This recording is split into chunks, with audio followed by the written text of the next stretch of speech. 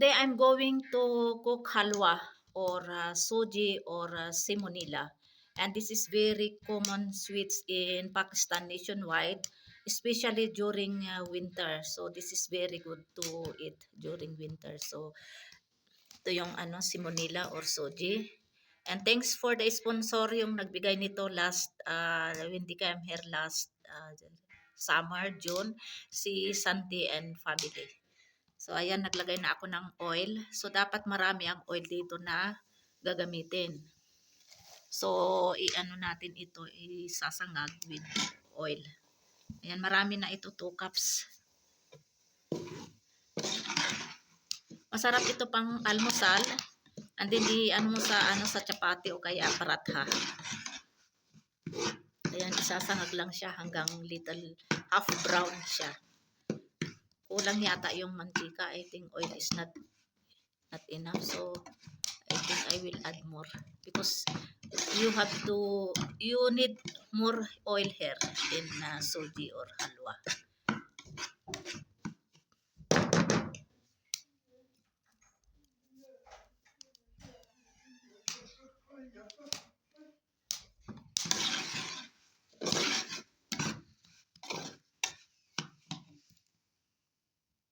I add more little bit oil.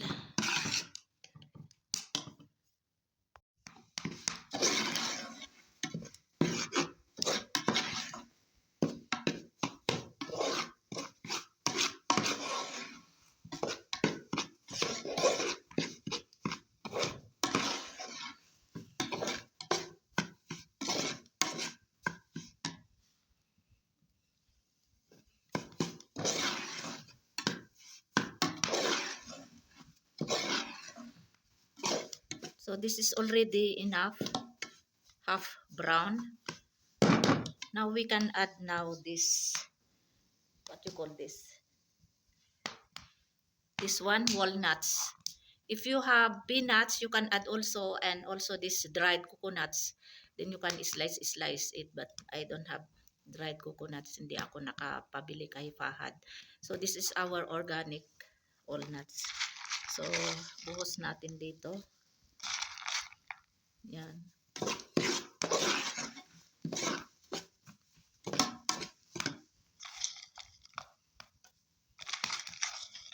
And then yung raisins, binabad ko sa tubig kasi maalikabok. So tanggalin natin yung tubig. Yan.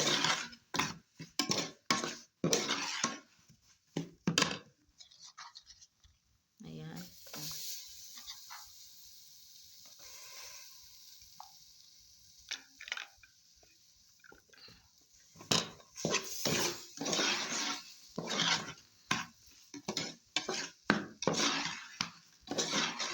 Now we can add water.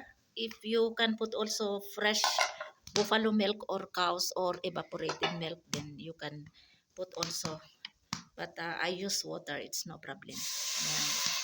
We have to put enough water.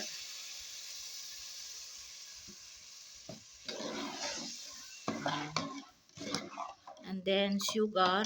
We have to put now sugar. Ayan, sugar.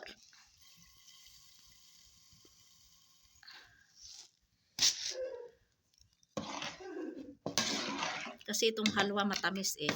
Hindi naman masyado matamis ay na umapaw.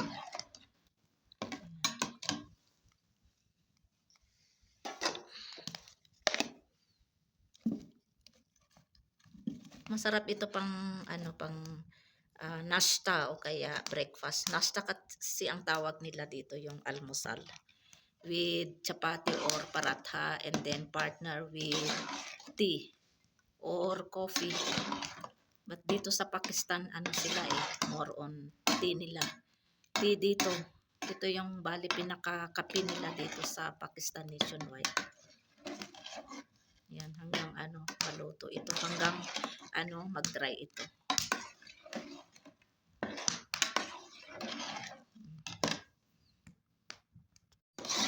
Ayan, halo-haloin lang para hindi masunog, hindi didikit.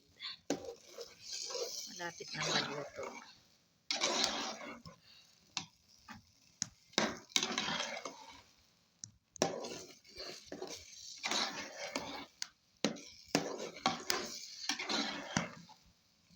Ayan, malapit nang ma-dry. Ah.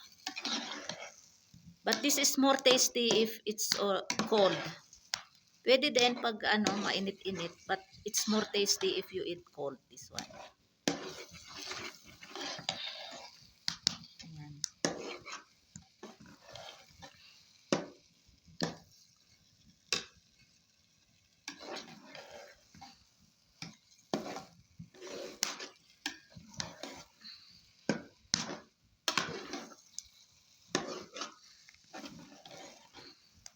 After nito mag-ano, luluto din ako ng ano, ulam namin for lunch at saka dinner, yung butter alo or peas with potatoes. Dito din ako magluluto. Ilipat ko lang ito. Dito din sa chimney ako magluluto para save ng gasol. Yan. Kain tayo ng halwa o kaya suji with chapati. Yan. Ito yung aking ano, pang lunch. Yan. It's either paratha or roti or chapati. Chapati sa akin. Bismillah, wala katil.